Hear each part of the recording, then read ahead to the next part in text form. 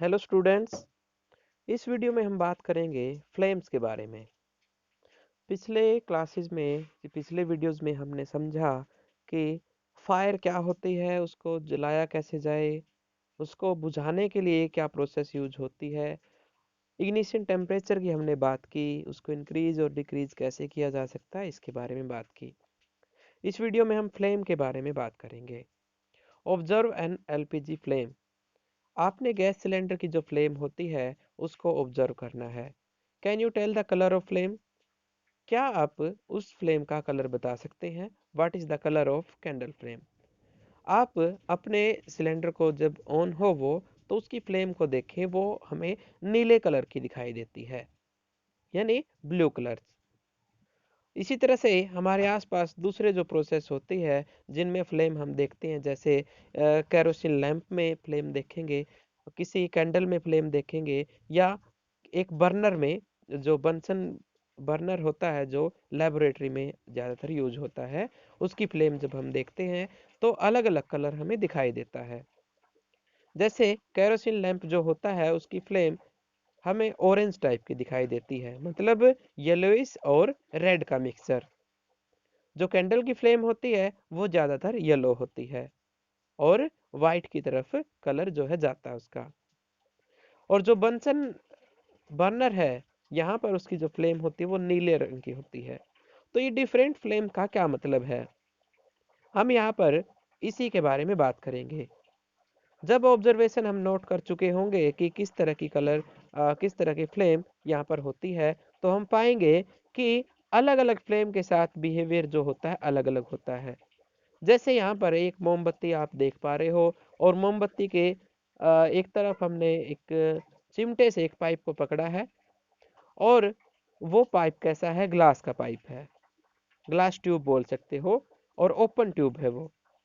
तो आप देखेंगे कि एक तरफ से जो इसमें एंट्री हो रही है मटेरियल्स की, आप देख रहे हो मोमबत्ती का जो धागा होता है बिल्कुल उसके पास से हमने इसको पाइप को रखा है।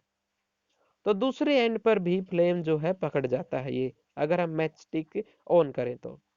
इसका मतलब क्या हुआ कि वहां तक जो गैसेस जा रही है वो अभी तक कंबस्शन नहीं हुआ उनका, और जैसे ही मैच स्टिक ऑन करते हैं उस तरफ भी कंबस्शन होना शुरू हो जाता है। यानी फ्लेम में भी अलग अलग पार्ट होते हैं जो कंबस्शन शो करेंगे अलग अलग तरह से।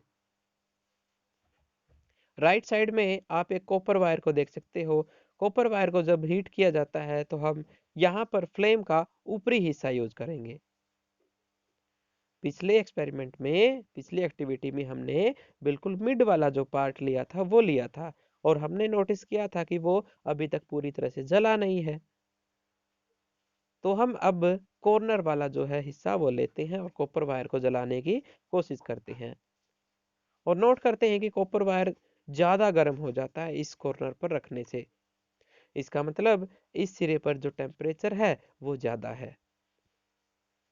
तो इस तरह से हम बता सकते हैं कि फ्लेम के अलग अलग हिस्से होते हैं, और उन पर जो टेम्परेचर होता है वो भी क्या होता है? अलग अलग होता है। अगर हम यहाँ पर देखें तो फ्लेम का सबसे ऊपर वाला पार्ट सबसे हॉटेस्ट पार्ट होता है, सबसे गर्म पार्ट होता है, जो ज्यादातर हमें नीले कलर का दिखाई देता है।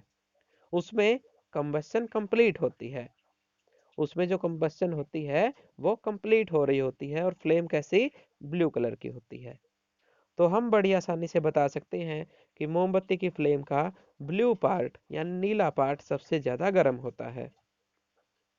उसके बाद जो रेडिश पार्ट है वो मॉडरेट हीट होता है, मतलब वो बीच में से, मतलब एवरेज टेम्परेचर होता है, वो बहुत ज्यादा नहीं होता, बहुत कम नहीं होता, मॉडरेटली हॉट होता है।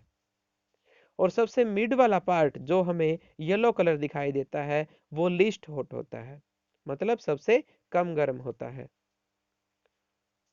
और मोमबत्ती का जो धागा होता है वो सबसे कम होता है, और इसीलिए वो कलर जो है उसका ज्यादा नहीं दिखाई देता, वो अनबर्न्ट वैक्स होता है, यानी बिना जला हुआ मोम होता है। तो हम यहाँ पर बड़ी आसानी से बता सकते हैं कि मोमबत्ती की जो लो होती है, जो फ्लेम होती है, वो अलग-अलग कलर के जो है टेम्परेचर भी अलग-अलग होता है। सबसे आउटर ज़ोन सबसे ज़्यादा हीटेड होता है और उसका जो टेम्परेचर होता है वो सबसे ज़्यादा होता है। उसके नीचे टेम्परेचर थोड़ा कम होता है और सबसे कम कहाँ होता है? मोमबत्ती के धागे के पास। क्योंकि वहाँ पर जो ऑब्जेक्ट है वो पूरी तरह से जल नहीं रहे होते। तो ये कुछ इस तरह से टेम्परेचर होता है और हम देख सकते हैं कि इस एक्टिविटी में यहाँ पर कुछ ट्यूब्स जलाई गई है, ये देख सकते हो आप यहाँ पे। मोमबत्ती जलाई गई है और उसके ऊपर एक ग्लास की प्लेट रखी गई है। और थोड़ी देर तक मोमबत्ती को जला करके हम जब छोड़ देते हैं, तो क्या होता है? सर्कुलर रिंग से बन जाते हैं। किसके? ब्लैक शेड के। और ये ब्लैक शेड क्या होती है? ये इनकम्प्लीट कंबस्टेड पार्ट होते हैं। तो मोमबत्ती का अलग-अलग पार्ट अलग-अलग तरीके से जलता है और उनका टेम्परेचर भी क्या होता है? अलग-अलग होता है। यही वजह है ये जो ब्लैकिश है रिंग है ये बन गए हैं क्योंकि ये इनकम्प्लीट बर्निंग की वजह से हुआ है।